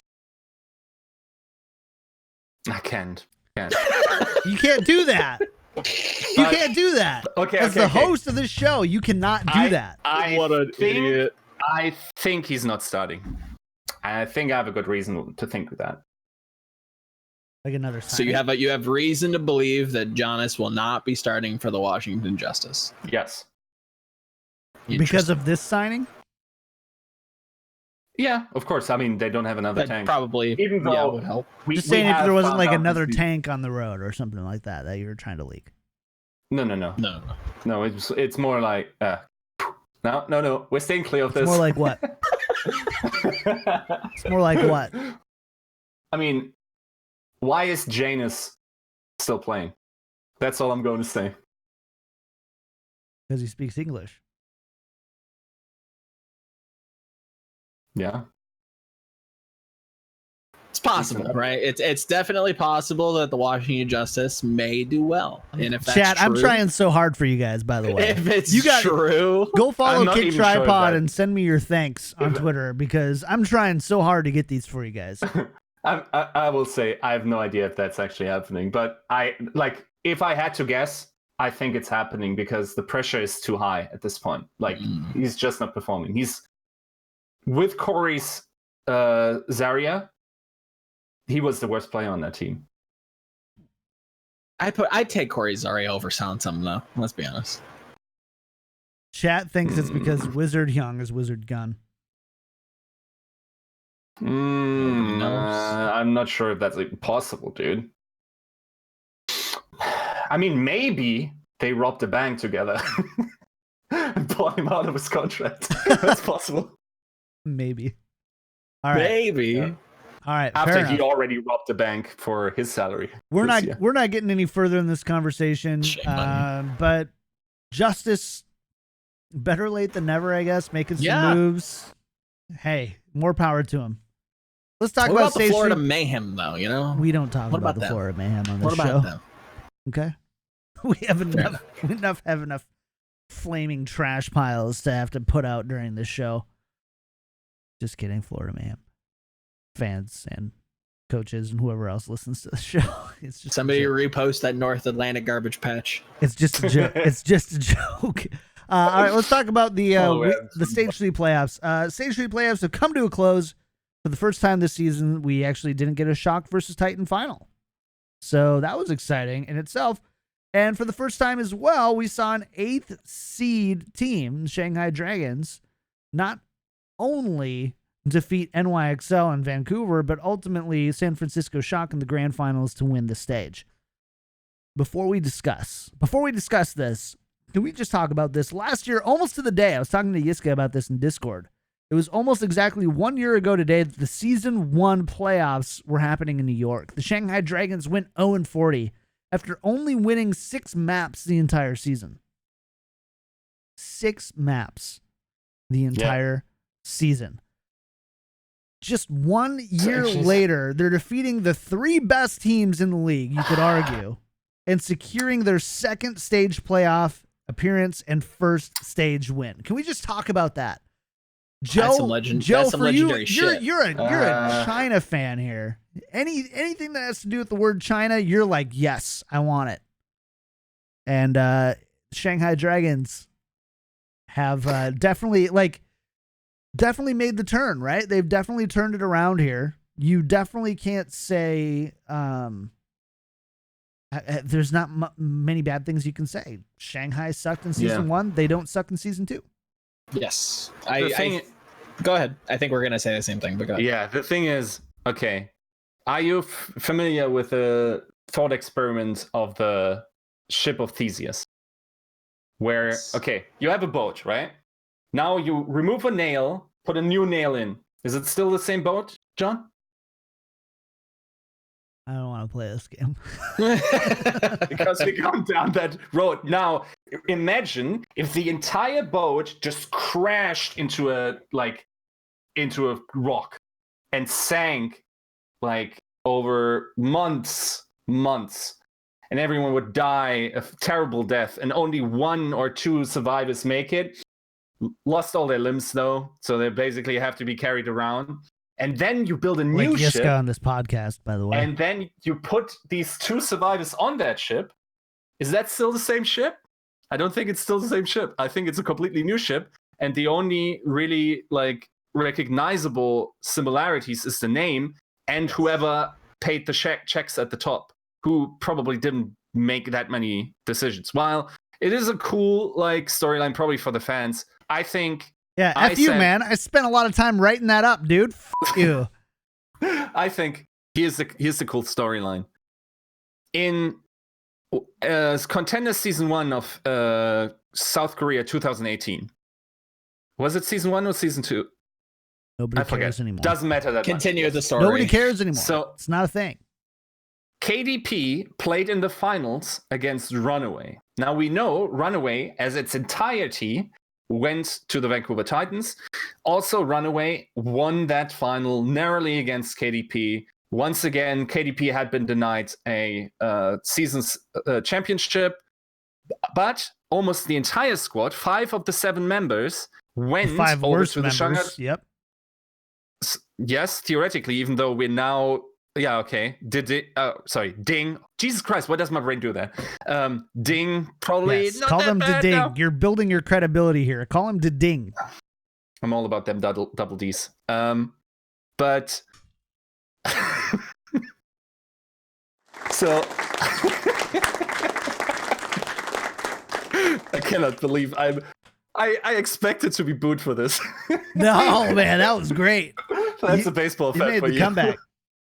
Okay, but 5 of the 7 now got revenge on this Runaway roster, probably like a year later, and that is the cool storyline that really has like now these 5 players came back. Also, okay, DM came in, certainly a big factor in their comeback, but overall, that is, I think, the storyline that people should remember. It's a story. I said on Twitter, it's a story not of redemption necessarily, but of revenge. I don't know. I like my story better. See, he doesn't like the story, this one, but he does like the profane stuff. I don't know. I like the way He's a simple man. I like the way you spun it. I think they're both great, right? So yes, you had, but the reason why I found the Shanghai Dragons long narrative is that we've had a few teams try to completely rebuild themselves. Mm-hmm. Florida Mayhem being one of them. And you see Shanghai Dragons succeeding where other teams have not really found success. And up until stage 3, you could say that was be the same for the LA Valiant. There are teams who have not been able to reinvent themselves, whether they did poorly last season or did well last season, who were able to make drastic changes and turn them into tangible results. The Shanghai Dragons did that. That was the only reason. And also, again, you're the one who wants these league-wide narratives. And then you go and draw some contenders comparisons here. Here's the thing. I think you say not many teams have managed to, be bad in season 1 and then come back. I would argue only one team hasn't managed that, and that's the Florida Mayhem. What do the other teams have? Dallas, right? Dallas, decent, okay-ish. They've improved, sure. They've improved, but that there's a big difference between going to 0-40 and then winning a stage. Have Dallas won a stage yet? I thought you didn't like the stage win. No, but I do. I love stage. That was never the point. I now I know what you listen to in my rant, which is why you disagree so hard. But yeah, I'm trolling. Yeah. And the San Francisco Shark definitely had a turnaround. They were the 4th worst team last year. So Shanghai made a turnaround. Dallas, okay-ish.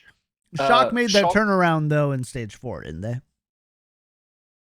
Initialized it, but then definitely brought on more high-quality talent. Sure. And then Seoul, I would argue, Seoul also got better than they were last year comparatively. The only one that didn't improve is Mayhem, dude.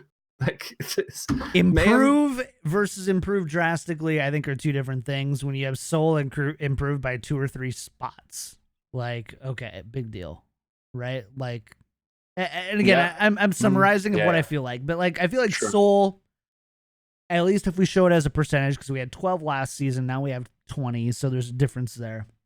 If they improve by 15%, sweet, that's great, and that's solid. But there's no franchise who has turned around like the Shanghai Dragon does, except for the LA Valiant before Stage 3. But they did the exact opposite. But they also didn't totally rebuild. Anyways, sorry guys for trying to tell you a story, because Yiska is just going to shit all over it anyway. So never telling you all a story again. You're never getting KickedTripod story time ever again. The guy that paid all this money for the Shanghai Dragons, he really paid all this money to someone else and made a complete turnaround. Like, this is what basically what it sounds. I think that's what it takes.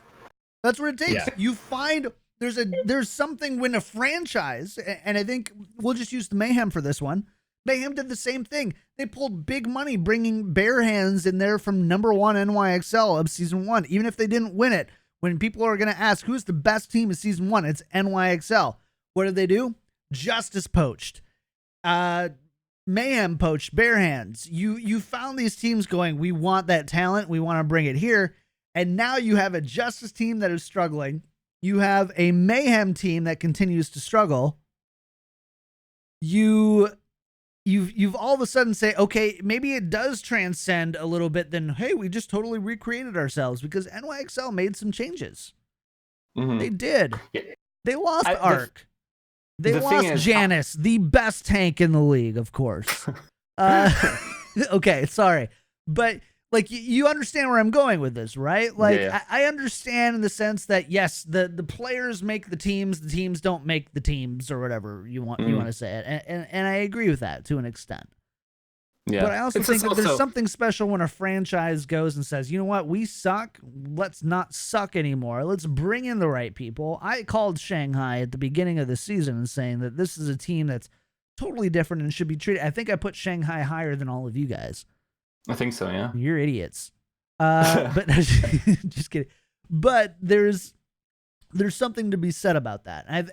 For me, I have nothing but respect, and I think it's a great storyline. And these are, Yiska, you better get ready, because these are the type of storylines you're going to be relying on next season without stage playoffs. So you better get used to thinking in these terms, because... I'm already getting my pay pick power rankings ready. Who was the best pay pick, paid the best dollars to the best coaches? Don't mind the players, but who had the prettiest dollars? Yeah. All right. Anyways, sorry for telling you a story, chat. Yiska doesn't like it. Okay. So Yiska apparently doesn't care. I think it's really sweet. Joe, do you have any thoughts on Shanghai Dragons' massive turnaround? Not just from season 1, but just from stage 1, honestly, from just getting that first win to ultimately being a team to win a stage playoff. Yeah, winning a stage playoff. I think the immediate narrative that you think of is that 0-42 record coming into, changing the franchise's narrative to being just a bottom table trash team in season 1 to now, being very competitive in stage 3 and possibly even for the season. But what I think is a little bit more exciting is the fact that they've stamped their kind of mark on the meta. Even though it reportedly is going to shift, this is a big statement for all the teams that said, well, GOATS is the best way to play, and if you don't play GOATS, then you're not going to win. When you have, a team having one of the hardest strengths of schedules in the playoffs for the stage, I won't comment on their regular season strength of schedule, but their playoff schedule was ridiculous. You topple the NYXL. That's not an easy feat to do. Then you walk over the Titans. That's definitely not easy to do. Count on one hand how many teams have beat the Titans, and then you beat the Shock. Nearly getting reverse swept, doing your own thing. Yeah, that's sweet. That's some legendary stuff. You think about all the shows that we've seen people come on and say, no, it would take too much time. We can't afford to be able to do that. We don't have the players, this, that, the other thing. And you see teams constantly showing that they're wrong, whether it be Chengdu, not as successful, still find some sort of success. They beat Shock. That's not easy. There's asterisks. There's question marks. Did they take them seriously? Were they prepared? Was it a double match? Of course, right? You look at Shanghai though. What is Shanghai? What do you have to prove here? Where can you poke holes with this record?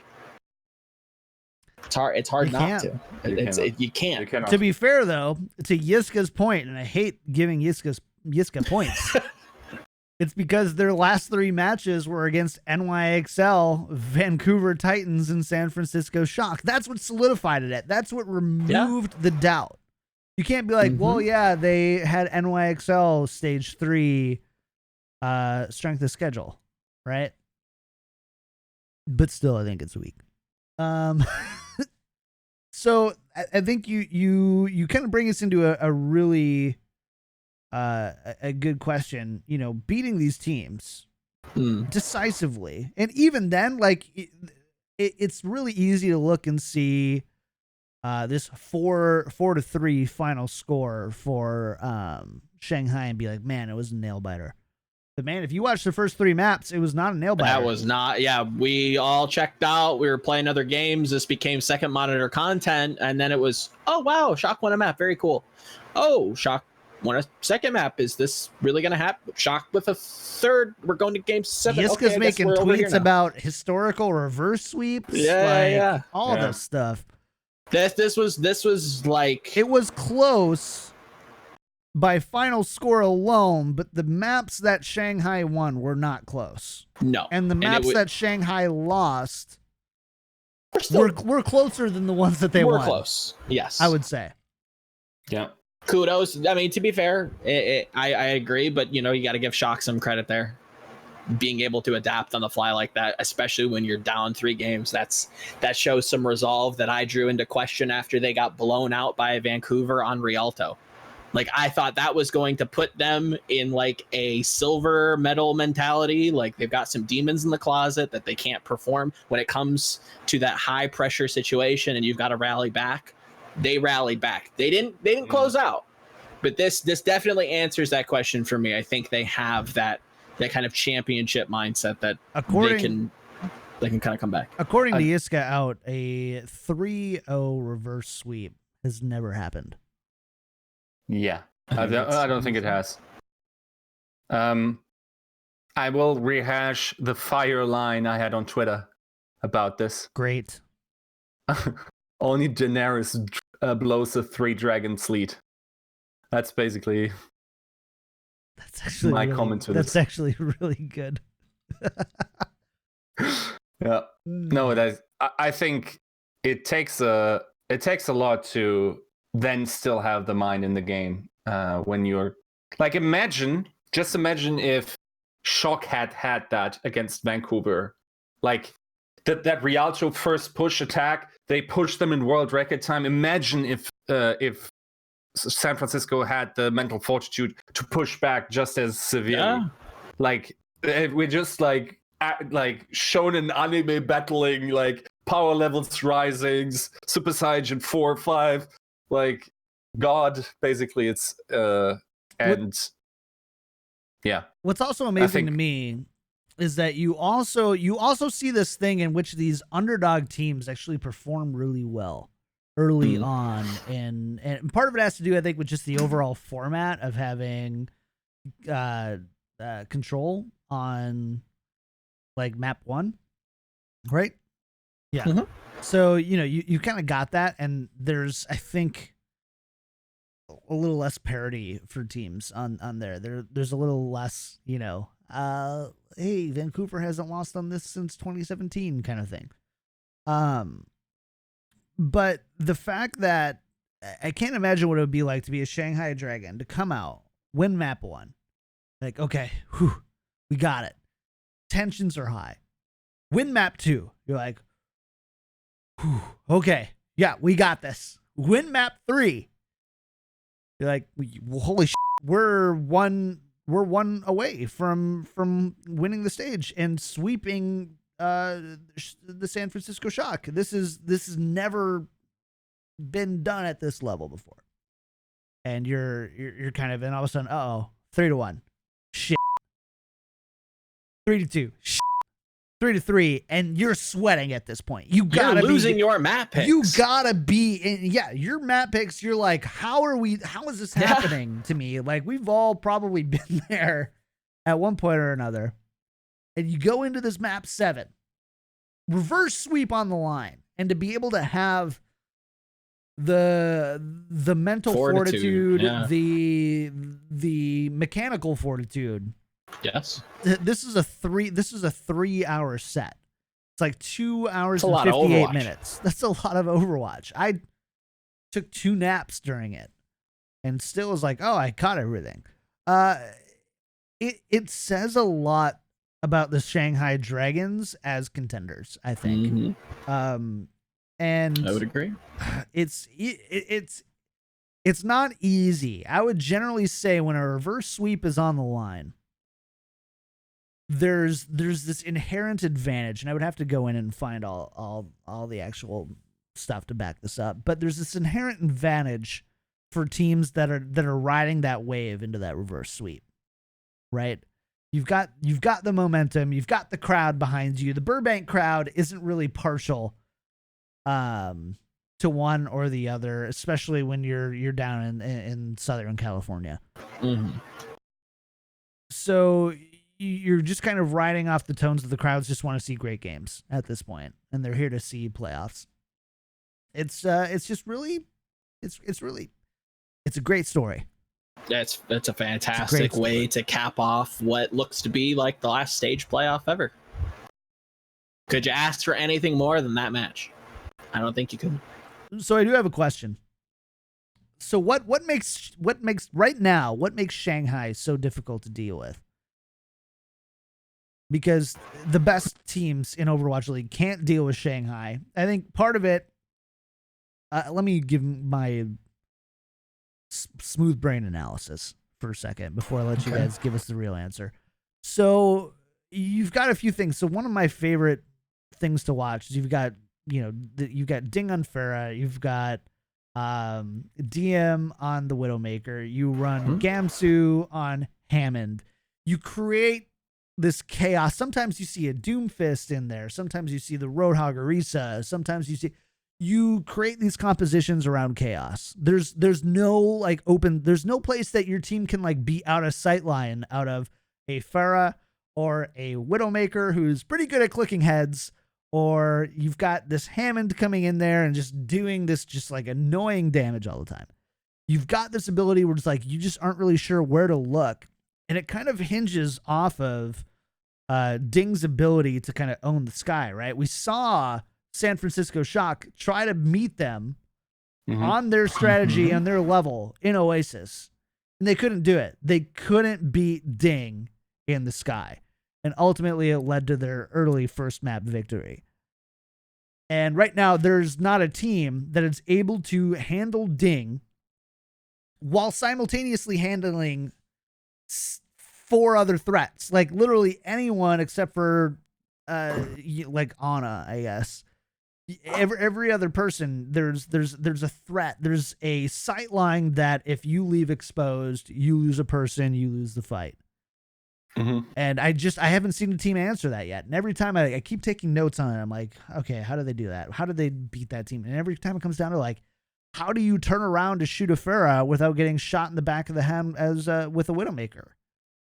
How do you sit in covered area without having a Hammond going in and just, moving you out of the way? And you've got so many different movement impairing effects on that composition that you're just we're kind of fucked.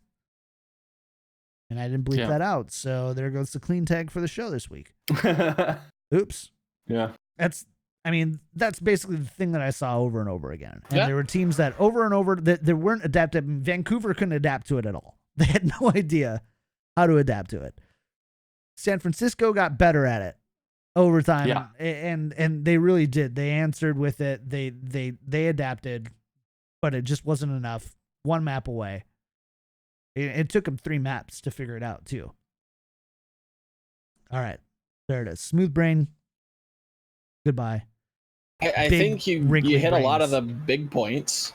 I would give a little bit more credit to Luffy. I think he's definitely stood out to me on the Sauna pick. Incredible value on stifling a lot of their enemies' engages. Huge sleep on McCree on Volskaya. Basically won them that second to the last fight. Oh. McCree was going into ult. Luffy threw, like, as jumping, threw a sleep dart. Sleeps and ulting McCree. Changes everything. Stitch, yeah. Was that, I can't remember if that was, that might have been Titans. It might not have been San Francisco. Possibly. Yeah. It was Stitch. It was Titans. Thank you. Running on Volskaya, yeah. I will say, I think Shock's approach made more sense to me, just trying a lot of stuff. It's also interesting, and I don't want to misquote Gatamchun here. I hope I still stay true to the translation, but it seemed like Krusty said that if it had worked on map 1 with Striker and Architect, he wouldn't have substituted them, which is an interesting part of the entire match, right? How different that could have gone. The fact that they tried so much different angles how to work against these. I thought the Titans were a little inflexible in what things they were trying to do. Once again, it's very hard to practice against a team that has a completely different style and components that are simply the best in the world at what they do. And that is probably true for DM on Duedo, and that is probably definitely true for Ding. Definitely true for Ding. Yeah, definitely. So in that regard, it was hard to practice for them. I think, honestly, that series could have also gone the other way in the end, simply based on the experience that Shock has had now in these situations. Sure. In general, yeah, I still think it's very exciting what came out of this roster.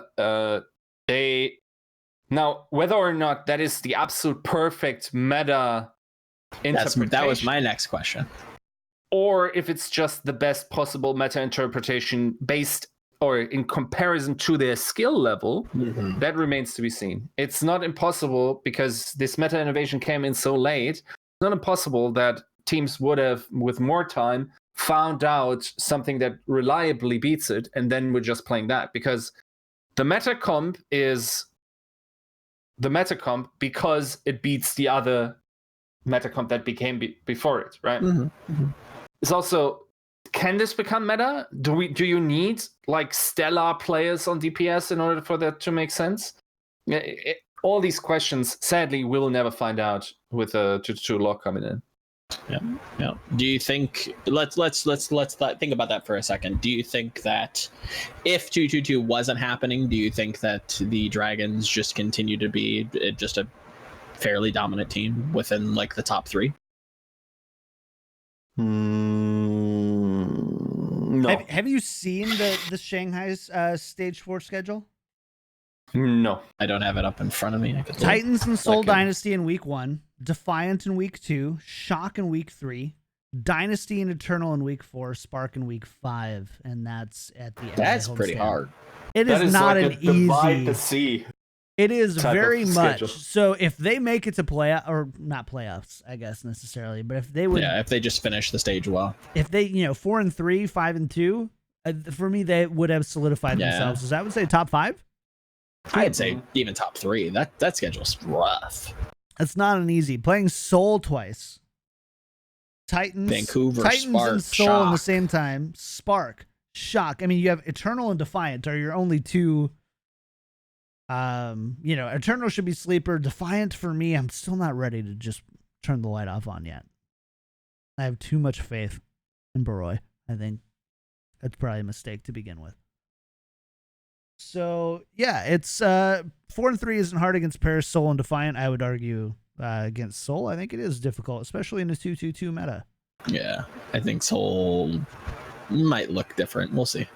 If Seoul has an opportunity to re-rise, I would say it would be in 2-2-2. Possible. Got a lot of hidden gems there, I think. A lot of their new signings. I think Illicit definitely.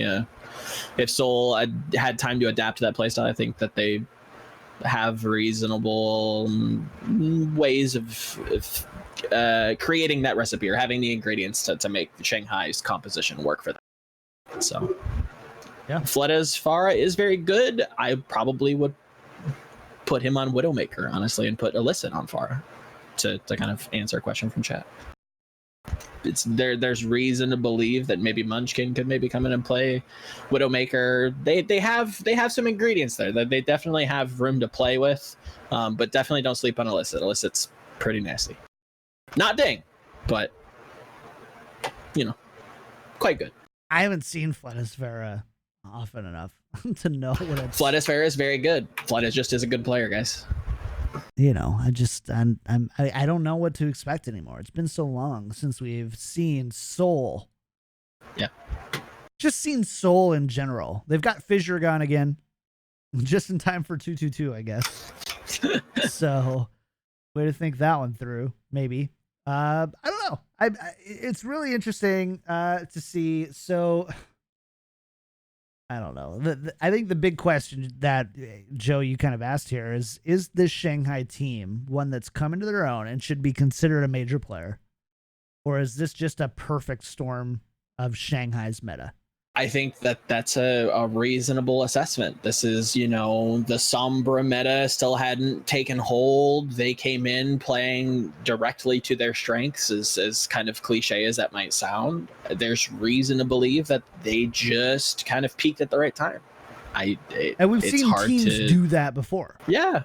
That's usually how championship teams end up being.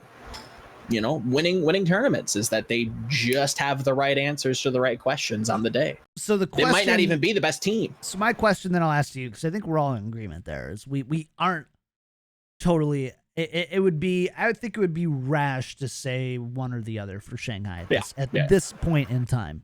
I think they've moved up for sure. Oh, definitely. We can't just shoot them up though. Definitely, but you said top 3, and I'm like top 5, top 6. What do we need to see from Shanghai in stage 4 to solidify them as a top 5 team in Overwatch League? That's a hard question, because I think with that stage playoff performance, if we are going to continue, hypothetically, follow me. If we were going to continue, no 2-2-2, no patch change, I think they are already top 5. If we're accounting for the change, things get very weird. I wouldn't be able to really tell you who might be top 5, because that all could change. And it probably, I don't think it will drastically, but the top team now might be the 3rd best team in stage 4 by the end of it. It's pretty difficult to say. I think if we were to continue the meta, I think Shanghai would easily be a top 5 team, if not take NYXL spot at or Spark spot, whoever you have them at 3rd, as 3rd, 4th best. Okay. Yiska, thoughts? You're quiet. You feeling good? Either 5 and 2 or 6 and 1 in that state. 5 and 2, 6 and 1 to kind of confirm. Mm-hmm. For me, at 5 and 2, I would give them top 3. Mm-hmm. 4 and 3, with one of their losses being really close against one of either Vancouver or Shock, I'd be willing to go. They for sure have to take one from Seoul. And then they have to make Shock or Titans convincing. Even if it's a loss, it has to be a convincing loss in order for me to put them there. So we'll have to see. Mm-hmm. But we're out of time. Have gone a little long. We gave you a 2-hour show. It's the off season. You're not battling. You don't have extra time to watch Overwatch this week, right? So you're just going to be listening to podcasts. So you're welcome. We've got you covered. Fun show. I don't think Indeed. I'll ever talk this much again. It was I don't know. It was good though. Didn't get to ask enough questions, I think. Siren basketball. What is that shirt, Joe? It's from an anime. Props to you if you know what it is. I'm not gonna tell you. Cool. Which anime is your shirt from, Yiska? You guys disgust me. All right. Just kidding. Big thank you to everyone who hung out. We didn't really get time to go through any chat questions. There's no upcoming matches coming out, so I know normally you tune in for those as well. We didn't get to do it. But before we get out of here, we do want to thank our Patreon producers. And that's going to be Battle Crab, Made, and Peter Y. Thank you so much for supporting the show. If you like the show, you want to support, head on over to patreon.com/tacticalcrouch. Sub now in chat, and we'll thank you. And we'll also be doing our Patreon game night on Saturday, 4 p.m. Pacific time. I'm probably going to stream it at twitch.tv/KickedTripod, but we'll be doing some stuff with Discord and stuff as well. So make sure you've got all those things downloaded. Big thank you to everybody who tuned in tonight. A lot of you guys this week. A lot of you guys. Made a guest when he gets a webcam. So that's because we're never doing a non-webcam guest ever again. But besides that, yeah, really fun show. I really appreciate everybody hanging out. Before we get out of here, though, I think we've got one new patron. Do we not, Joe? We do. Somebody very near and dear to my heart. This is a fantastic name. Pastadactyl. Just before the show, I just had some pasta myself. So thank you for adding your carbohydrates to the show. And we will burn them to create more awesome esports content. Can you make the sound a pastadactyl would make? Squaw. Is that good enough for you?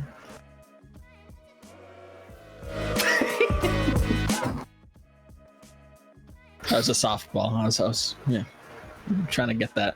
All right. We needed one for the show. Let's be honest. If nobody gets booed in the show, we're really not that cool. Did it really exist? Did it happen? What about you, Yiska? What do you think a pastadactyl sounds like? Oh, please don't make him screech. I just did it. I don't think it would make a sound. Because it doesn't exist, because this is a logical universe. Exactly. Also, pasta doesn't make a sound. Yeah, because you don't make it because you're too lazy. You'd rather have fish sticks. It would be something, Do you know guys. It'd be, first of all, you both suck. It'd be something like noodle, right? Maybe Right. some sort of abomination. That's the flying spaghetti monster. That needs to be Which like is the deity.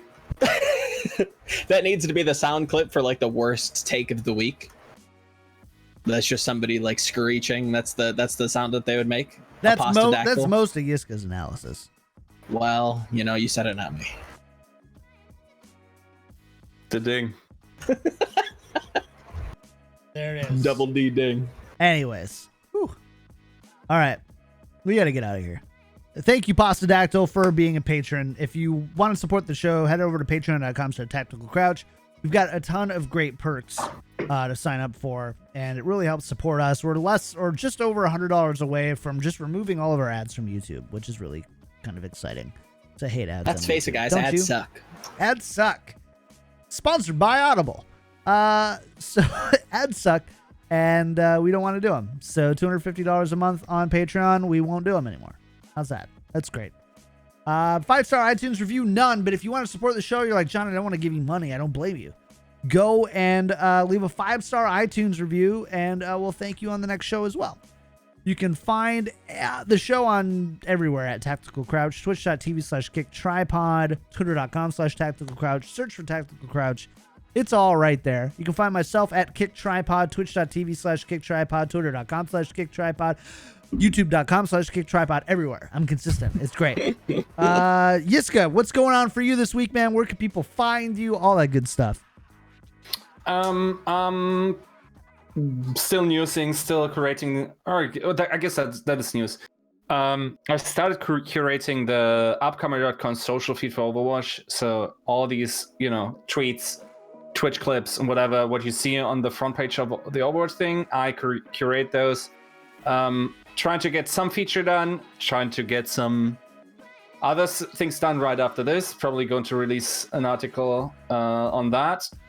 Other than that, just my Twitter, Yiska out on Twitter. Joe, what about you, man? Shout outs for the week. Where can people find you? All that good stuff. Shout out to whoever still follows my Twitter. I'm just not tweeting much anymore. Just why bother? No, I love your stuff tweets. on there. I retweet you so much, dude. Go tweet. Thank you. Your pinned tweet is from May 17th. Yeah, because it's something I worked really hard on, and you should all read it. Go read the Twilight piece if you need a refresher on his career. Agreed. It actually was maybe great. another one of those coming in the future, so we'll see. John kind of hinted at something unintentionally. I just finished up an article talking about how Stage 3 was overall the stage of hope, and kind of a great up-and-comer underdog story. So, yeah, be on the lookout for that, and tying that up with a nice little bow. And yeah, other than that, just working. Just follow the socials and ask me questions if you got them. Awesome. We're going to be right back after the music to hang out with you guys for the post show, so don't go anywhere. But before we do, thank you again, everyone, for hanging out. Follow us, tweet us, like us, pay us money. I'm just kidding. Don't pay us money unless you want to, but then you can pay us money on Patreon, whatever. But support the show. Be a part of the community. Discord.me/Yiska out is where you can find the Discord where all the best conversations are happening right now in competitive Overwatch. And I'm not even joking. There's so many smart people in there having conversations every day about competitive Overwatch. And yes, if you're a patron or a subscriber to the Twitch, you've got access to the Crouchers channel. But even that, still good without the Croucher channel. So make sure to go check that out. We're going to be back next week, I'm positive, for another episode. We'll see you guys Saturday, hopefully, for the game night. Have an awesome one. We'll be back right after the music.